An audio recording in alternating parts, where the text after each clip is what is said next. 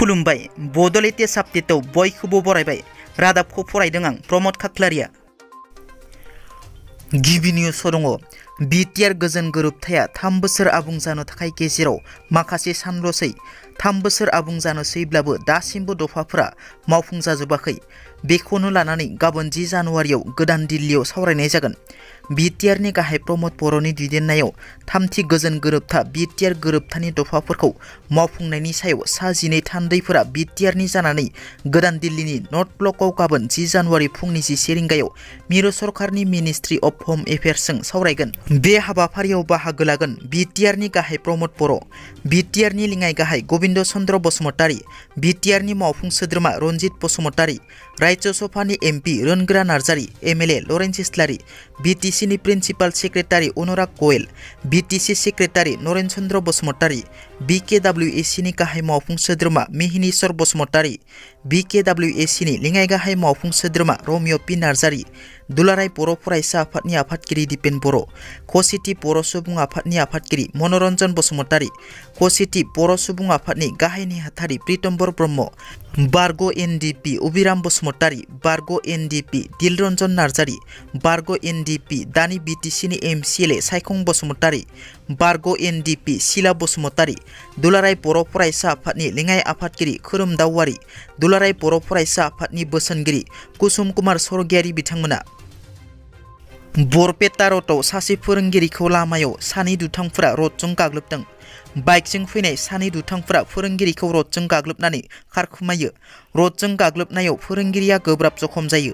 गोब्राब जखम जानाय फोरोंगिरिखौ फाहामथायनि थाखाय बरपेटा मेडिकेल कलेजाव थिसननाय जायो।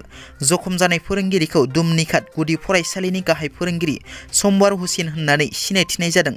बे जाथाया हैराबारियाव सोमजिदों। फोरोंगिरिया बाइकखौ हारसिं थांबाय थानाय समावनो उनफारसेनिफ्राय बाइकजों फैनाय सानै दुथाङा हरखाब रडजों बिखुङाव सोयो। बर' सुरक्षा समितिया मिरु एबसुनि आफादगिरि दिपेन बर'खौ हुमखि होदों। गिबि मन्थ्रि डक्टर हिमन्त बिश्व शर्माखौबो गोख्रों हुमखि होदों। बर' सुरक्षा समितिनि गाहाय नेहाथारि माधव राजबंसिया बिटिआरआव गामि थिसननायखौ लानानै गोख्रों हुमखि।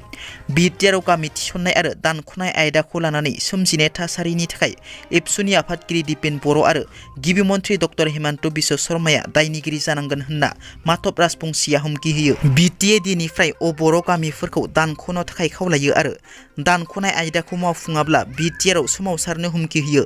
माधव राजबंसि बिथाङा दिपेन बर'नि बिबुंथिनि बेरेखा खालामनानैबो बिथाङा बुंबावो दि बे बिबुंथिनि फिथायाव बिटिआरआव फिन हिंसायारि जाथाय सोमजिनो हागौ, थैनि बाना जानो हागौ आरो अर जोंनो हागौ आरो बेनि दायनिगिरिया दिपेन बर' आरो गिबि मन्थ्रिया जागोन होनना माधव राजबंसि बिथाङा गोख्रों हुमखि होयो। कार्बि आंलंआव पुलिसआ गंसे गारिनिफ्राय हेर'इनजों लोगोसे सानै सुबुंखौ हमदों। मैया कार्बि आंलं पुलिस आरो सिआरपिएफनि हानजाया खमैबो 18 कोटि बेसेननि ड्राग्स हमनो हायो।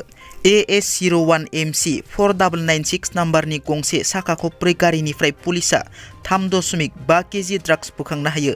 बे ड्राग्सखौ साबुन केसनि मोन 280 पेकेटआव दोननाय जादोंमोन। बे ड्राग्सखौ कार्बि आंलंनि दिलाइ तिनालि ओनसोलनिफ्राय बोखांनो मोनो।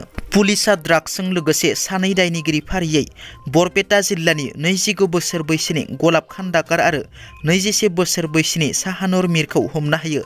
मिथिनो मोननाय बादिब्ला बे ड्राग्स लाबोनाय गारिया मणिपुरनिफ्राय आसामाव हाबफैदोंमोन। दिनैनि रादाबा एसेनोसै। नोंथांमोना जुदि आंनि रादाबखौ खोनासंनानै मोजां मोनदोंब्ला अन्नानै लाइक, शेयार आरो साबस्क्राइब खालामनो दाबाव। गोजोन्थों।